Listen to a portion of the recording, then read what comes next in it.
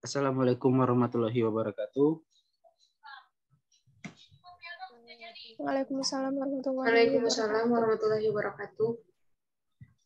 Baik, terima kasih atas partisipasinya rekan-rekan kelompok grup 1 pada mata kuliah pengembangan organisasi. Baiklah, tanpa memperpanjang mukadimah, kita langsung saja pada presentasi atau diskusi kelompok kita terkait materi peran konsultan internal dan eksternal serta tipologi dari konsultan. Baik, selanjutnya yaitu tak lengkap bila kita tidak memperkenalkan diri terlebih dahulu.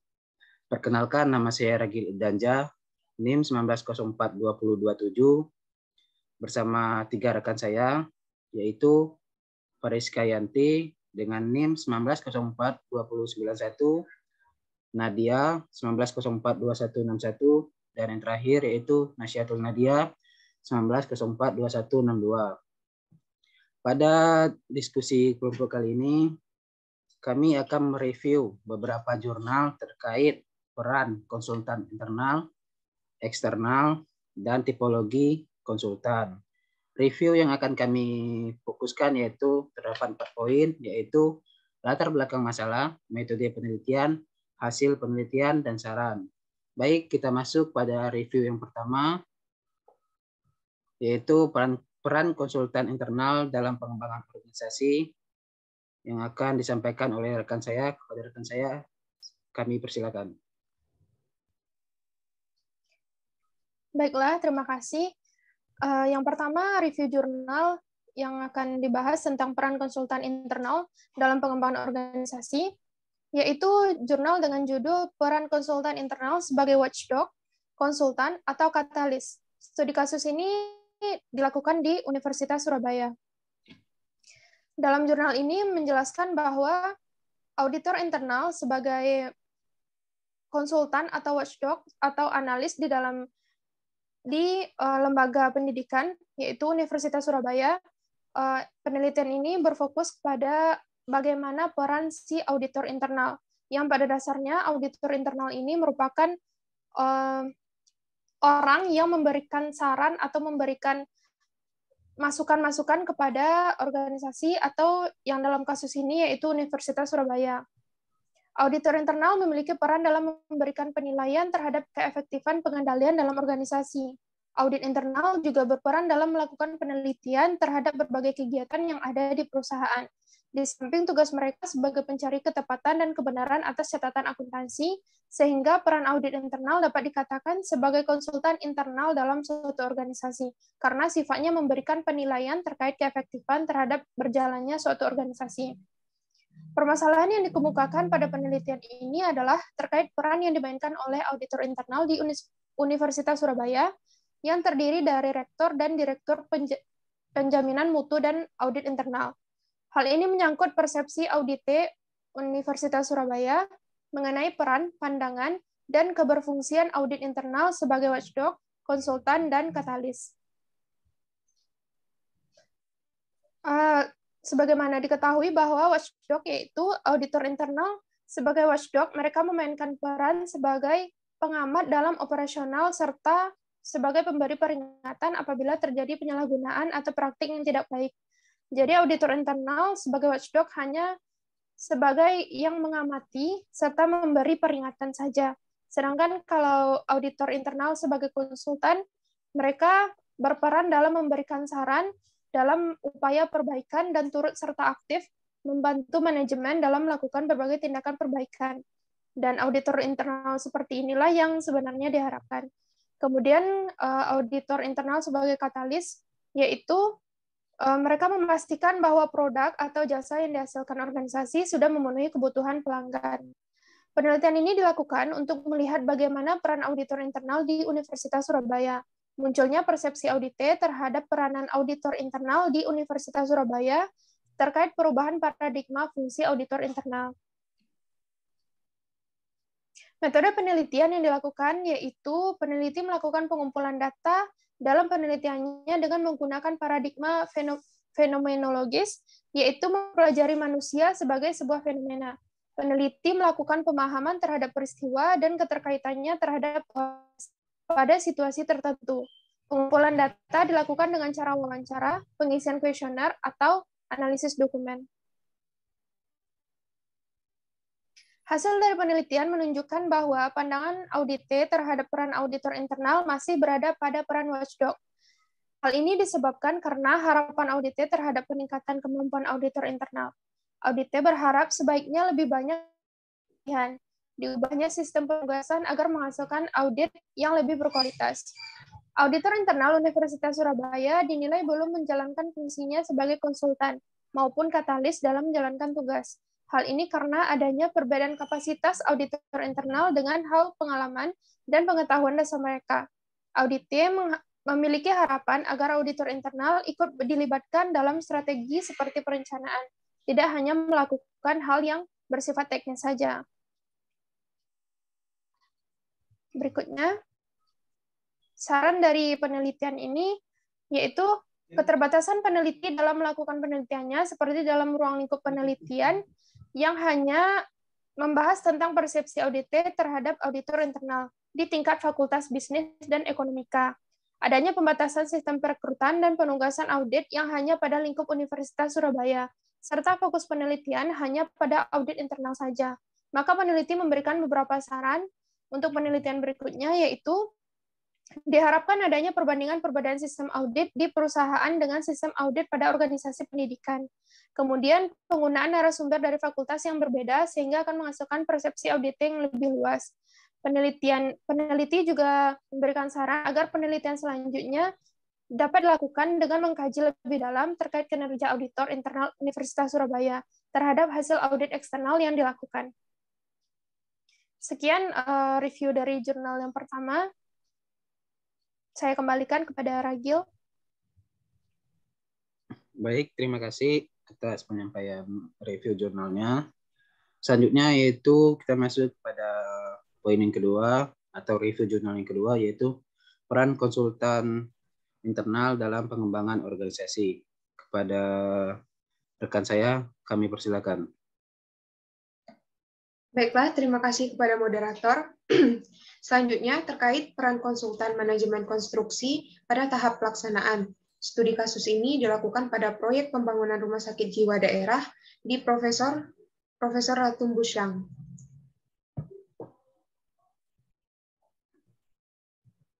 Yang pertama, latar belakang masalah.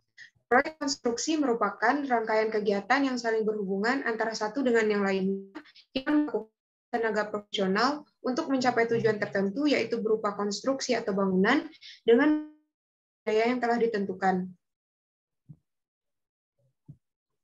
Dikarenakan proyek ini saling berhubungan antara satu dengan yang lainnya, secara tidak langsung dapat kita pahami bahwa proyek konstruksi melibatkan banyak pihak atau tenaga profesional yang memang sudah ahli pada bidangnya masing-masing. Karena banyaknya pihak yang terlibat pada proyek konstruksi ini, maka risiko terjadinya pertikaian atau konflik antara pihak yang ada di dalam proyek tersebut cukup tinggi. Oleh karena itu, dibutuhkanlah jasa dari konsultan manajemen konstruksi untuk mengatur jalannya proyek, mulai dari tahap perencanaan hingga tahap sesudah pelaksanaan. Kemudian, dibutuhkannya peran konsultan ini didasarkan atas latar belakang pemilik proyek yang tidak sepenuhnya memiliki sumber daya manusia yang kompeten maupun waktu yang cukup untuk mengelola. Untuk itu, peneliti tertarik melakukan penelitian terkait peranan konsultan manajemen konstruksi pada tahap pelaksanaan proyek pembangunan rumah sakit jiwa daerah Profesor Ratum Busyang. Perlu ditekankan kembali bahwa penelitian ini hanya meneliti proyek konstruksi pada tahap pelaksanaan saja. Metode penelitian yang digunakan adalah metode adalah studi literatur. Kemudian terkait pengumpulan data primer melalui wawancara dan survei lapangan. Dan terakhir pengumpulan data sekunder, analisis data, dan kesimpulan beserta saran. Hasil penelitian. Hasil penelitian menunjukkan bahwa pada tahap pelaksanaan pembangunan rumah sakit jiwa daerah Profesor Ratum Busyang, konsultan manajemen konstruksi PT Artefak Arkindo telah menjalankan sebagian besar peran mereka dengan cukup baik, terutama dalam koordinasi antar pihak. Pernyataan hasil ini didukung dengan adanya hal-hal berikut. Yang pertama, konsultan telah berkoordinir dan memberikan arahan kepada pihak-pihak yang terlibat di dalam proyek. Yang kedua, konsultan manajemen konstruksi atau disingkat dengan KMK telah melakukan pengawasan pekerjaan di lapangan.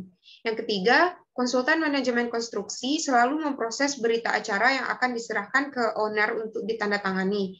Yang keempat, jika ada kendala dalam fasilitas pendukung, maka konsultan manajemen konstruksi dengan sigap akan menindaklanjuti berdasarkan evaluasi teknis. Yang kelima, konsultan manajemen konstruksi telah memberikan persetujuan terhadap pengadaan gambar kerja atau shop drawing. Yang keenam, konsultan manajemen konstruksi telah mengontrol kualitas tenaga kerja, material, dan peralatan dari kontraktor. Yang ketujuh, konsultan manajemen konstruksi ikut menyusun dan memantau penerapan K3 atau keselamatan dan kesehatan kerja dan serta protokol COVID-19. Yang kedelapan, KMK telah menjalankan perannya untuk memeriksa laporan secara berkala. Yang kesembilan, konsultan telah memproses pembayaran kontraktor. Yang kesepuluh, jika ada tambahan kerja dari owner, konsultan akan menerapkan sistem anggaran berimbang sehingga pada hasil akhir pekerjaan yang dilakukan pekerja akan tetap sesuai dengan nilai kontrak awal. Yang ke-11, konsultan telah melakukan kewajibannya untuk memeriksa hasil kerja kontraktor. Kemudian, jika ada yang tidak sesuai, konsultan akan memberikan tuntutan lewat site memo kepada kontraktor. Yang ke-12 adalah konsultan menginstruksikan kepada kontraktor untuk membuat gambar rekaman akhir yang sesuai dengan kondisi lapangan terbaru. Kemudian, konsultan juga telah menjalankan peranannya untuk mengatasi kendala-kendala yang ada dalam tahapan pelaksanaan pembangunan rumah sakit. Ini dibuktikan dengan konsultan yang telah mengarahkan kontraktor untuk menjembatani penyelesaian masalah internal antara pekerja. Kemudian, adanya tindakan langsung dari konsultan saat mengetahui ekskavator yang rusak, dengan cara menghubungi kontraktor. Namun, satu hal yang masih perlu dievaluasi kembali yaitu mengenai penerapan K3 dalam proyek ini yang belum optimal. Padahal penerapan K3 merupakan salah satu hal yang sangat penting dalam pembahasan lingkungan kerja. Terakhir, bagian saran. Penulis menyarankan konsultan manajemen konstruksi untuk kedepannya lebih ketat lagi dalam hal penerapan K3 di lapangan kerja. Kemudian, konsultan perlu membangun komunikasi yang lebih konstruktif dengan para tenaga kerja. Adanya komunikasi dua arah yang sehat antara konsultan dan pekerja bisa menjadi bagian penting dalam terwujudnya kesadaran akan keselamatan kerja. Saran yang terakhir adalah diterapkannya pemberian sanksi terhadap pengabaian pemakaian APD. Harus lebih dipertegas demi keselamatan dan kesehatan para tenaga kerja. Baiklah, sekian dari saya kembalikan kepada moderator. Baik, terima kasih kepada Saudari Nasyatul Nadia yang telah membacakan review materi yang kedua. Oke, lanjut ke review jurnal ketiga, yaitu peran konsultan eksternal dalam pengembangan organisasi. Dipersilakan untuk rekan saya untuk memaparkan reviewnya.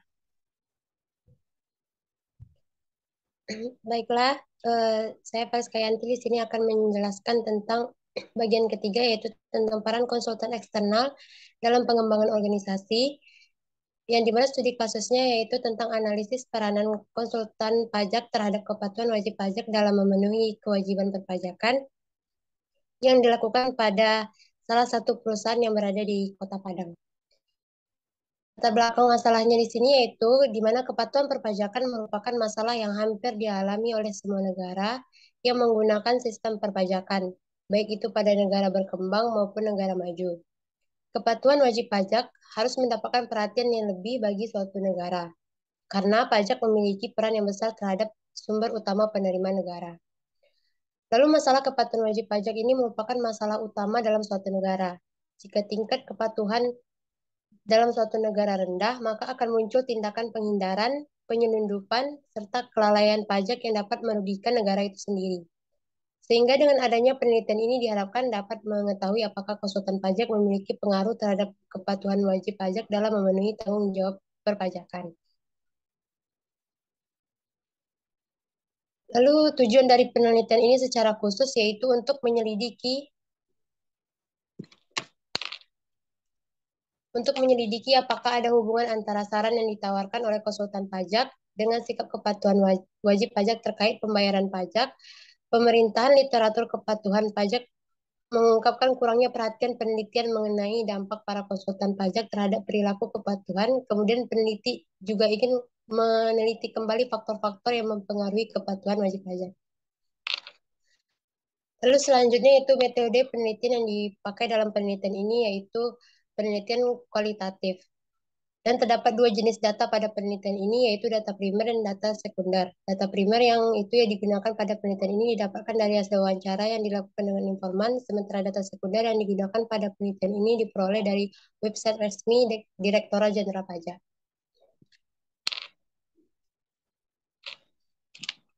Lalu hasil penelitiannya, ada alasan menggunakan jasa konsultan pajak ini.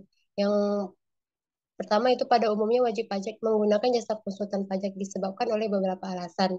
Di antaranya yaitu adanya kurangnya pengetahuan pihak terkait terhadap segala peraturan perpajakan, lalu peraturan perpajakan yang rumit dan berbelit-belit agar terhindar dari sanksi perpajakan dan ingin lebih fokus dalam melakukan kegiatan atau kemajuan perusahaan, serta alasan-alasan lainnya dalam rangka mencapai kepatuhan perusahaan dalam kan. Lalu perusahaan mengandalkan jasa konsultan pajak ini agar dapat memudahkan perusahaan dalam mengurus kewajiban perpajakan, sehingga perusahaan dapat lebih fokus untuk kegiatan lain.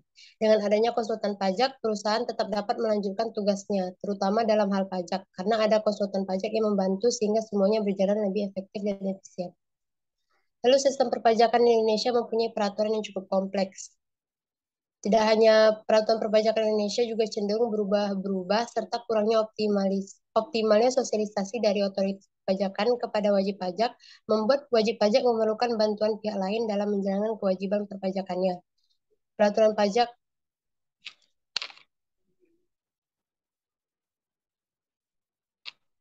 Next moderator. Lalu selanjutnya di antara tipe konsultan pajak honest konsultan dan question konsultan, wajib pajak ini cenderung lebih banyak memilih untuk menggunakan jasa konsultan pajak dengan tipe honest konsultan. Dikarenakan wajib pajak lebih memilih untuk bersikap jujur dan terbuka dalam hal perpajakan. Pada umumnya mereka berpendapat bahwa jika memilih untuk memperkecil jumlah pajak yang akan dibayar itu tidak akan memberikan keuntungan yang besar dan tidak jauh berbeda jika harus membayar pajak dengan jumlah yang sebenarnya. Selain itu, alasan mereka memutuskan untuk menggunakan jasa konsultan pajak adalah untuk membantu mereka dalam mengurus segala macam kegiatan perpajakan. Oleh karena itu, mereka cenderung untuk lebih memilih konsultan pajak dengan tipe honest konsultan. Lalu saran dari penelitian studi kasus ini yaitu dari hasil wawancara semua wajib pajak lebih memilih saran konsultan pajak yang konservatif. Hal ini dikarenakan wajib pajak lebih menginginkan untuk bersikap jujur dalam perpajakan dan lebih ingin mempertahankan serta mempercayai konsultan pajak yang cenderung memberikan saran konservatif. Dan jika ada saran yang bersifat konservatif dari konsultan pajak yang mungkin tidak bisa diterima oleh wajib pajak, maka wajib pajak tersebut lebih cenderung untuk mendiskusikannya dengan konsultan tanpa harus mengganti dengan konsultan pajak yang baru karena mereka telah mempercayai konsultan pajak yang cenderung memberikan saran konservatif daripada konsultan pajak yang cenderung memberikan saran untuk melakukan penghindaran perpajakan. Baiklah, sekian penjelasan dari saya kembalikan kepada Ragil.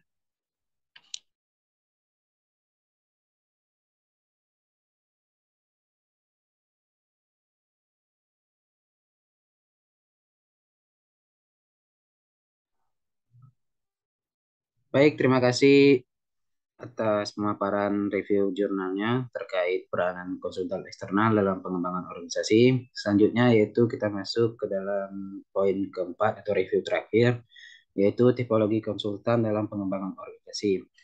Review jurnal kali ini akan disampaikan oleh saya sendiri. Jurnal yang akan saya review yaitu berjudul Peran dan Strategi Konsultan PR atau Public Relation dalam Kampanye Politik Indonesia. Studi kasusnya di Tangerang Selatan, karya Novi Erlita. Baik, latar belakang masalah. Adanya format baru dalam pemilihan umum 2004 yang lalu menantang para partai politik atau parpol beserta pemilu untuk bermain ekstra keras dalam mensosialisasikan program-program politik visi misi politik, dan nama-nama yang menjadi jagoan mereka adalah pemilih tersebut. Ini menjadi momentum yang tepat bagi kalangan parpol untuk melakukan upaya kehumasan dengan baik. Memang belum banyak partai politik yang menyadari pentingnya strategi kehumasan atau public relation secara tepat. Padahal strategi kehumasan atau public relation mampu menjembatani komunikasi politik yang efektif antara parpol dengan masyarakat. Dan dengan cara demikian citra parpol pun ikut terdongkrak. Pemilihan wali kota dan wakil wali kota Tangerang Selatan yang telah digelar hanya diikuti oleh 4 pasang kandidat dari belasan formulir pendaftaran yang diambil. KPU daerah Tangerang Selatan hanya menerima pengembalian 4 berkas pendaftaran. Kandidat 4 pasangan calon yang terdiri dari 2 jalur parpol dan 2 jalur independen. Fenomena riuhnya euforia kampanye politik Tangerang Selatan, walaupun beberapa partai politik besar telah mencoba merancang komunikasi politiknya melalui konsultan secara profesional, bahkan ada yang mempercayai kepada konsultan profesional public relation. Penciptaan dan pembentukan image positif sedemikian rupa, baik dalam event-event kampanye Tangerang Selatan, melalui pemberitaan di media massa, hingga pada iklan politik di berbagai media cetak maupun media elektronik. Berdasarkan latar belakang penelitian di atas, maka rumusan dalam penelitian ini adalah bagaimana peran konsultan public relation dalam kampanye politik di Indonesia dengan studi kasus yaitu Pilkada Tangerang Selatan pada putaran pertama. Metode penelitian yang dilakukan dalam jurnal ini yaitu menggunakan penelitian kualitatif dengan metode penelitian studi kasus.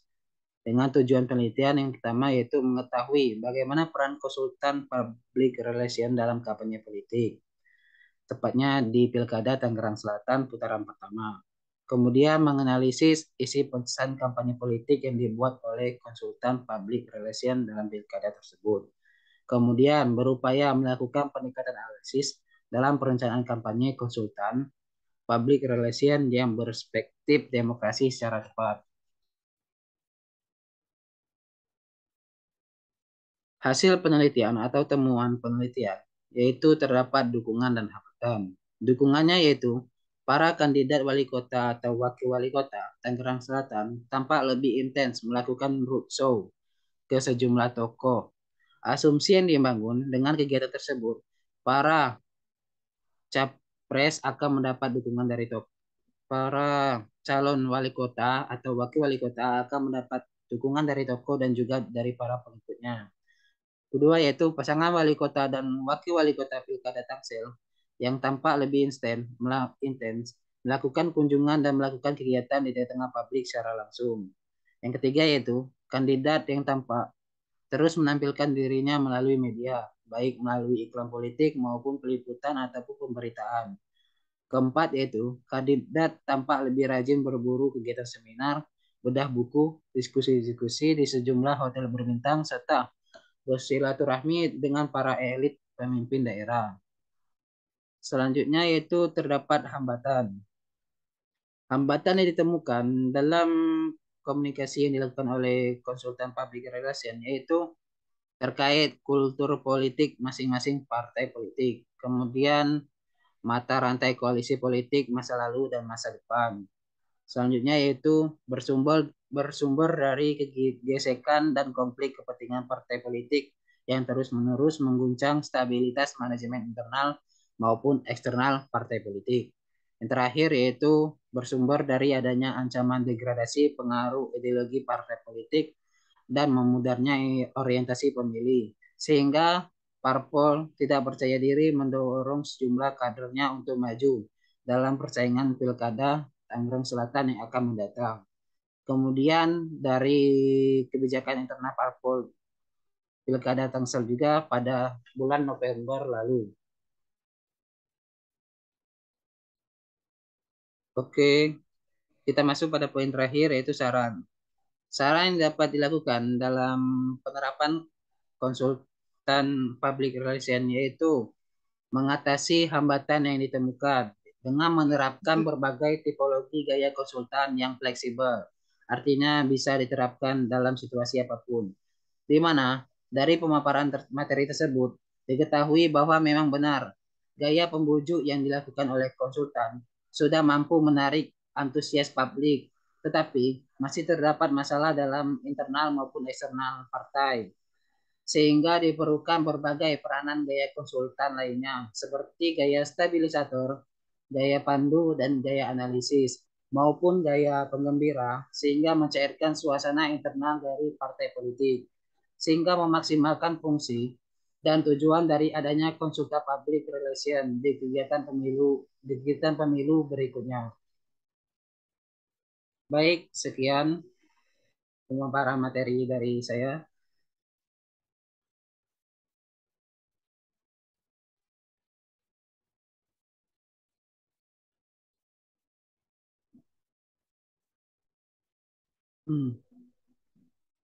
Dengan berakhirnya pemaparan review jurnal dari saya, maka berakhir pula presentasi diskusi kelompok grup 1 terkait peran internal dan eksternal konsultan maupun tipologi gaya konsultan. Kami dari grup 1 mengucapkan maaf apabila ada kata yang salah. Kami sama-sama akhiri. Wabillahi taufiq wal hidayah. Wassalamualaikum warahmatullahi wabarakatuh. Waalaikumsalam warahmatullahi wabarakatuh. Waalaikumsalam.